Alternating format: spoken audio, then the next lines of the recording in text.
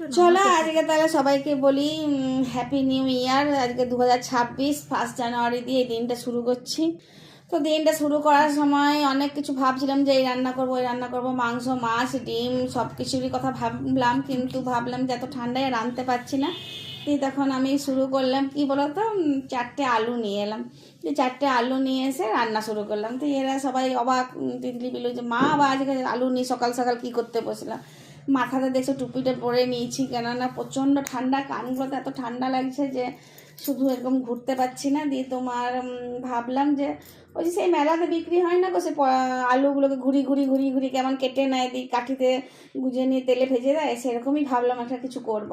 কিন্তু আমি ওই ছুরি দিয়ে অনেক চেষ্টা করলাম ওই রকম ভাঁজ ভাঁজ করে আলুটাকে কাটার, কিন্তু কাটতে পারলাম না। আর দেখো তোমাদেরকে দেখাতে গিয়ে আবার এক টুকরো ছেড়েও গেল। কি করব বলো, এইরকমই যা হলো খাওয়া, মানে কাটাকুটি করলাম। কাটাকুটি করার পর লঙ্কার গুঁড়ি, নুন, তারপরে তোমার এইসবই জিরে গুঁড়ি ধনে গুঁড়ি এইসব দিয়ে ভালো করে মেখে নিলাম। আর আমি কাঠিটা বসিয়ে কড়াই আগে দেখে নিয়েছিলাম যে যদি কাঠিতে গেঁথে আমি আলুটাকে মানে ভাজতাম তাহলে ভাজা যেত না পুরোপুরি।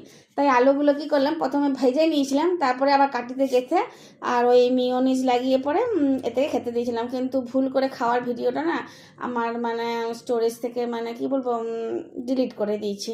স্টোরেজ ফুল হয়ে গেছিলো। তা করতেই বললাম যে তাহলে আজকে 1 জানুয়ারি বাইরে বেরিয়ে আসি। তা আমাদের বাইরে যাওয়ার রাস্তা হলো এই আসানসোল সেন্ট্রাল মল। তো ওখান থেকে ঘুরে গেছিলাম একটু বাইরে খেতে।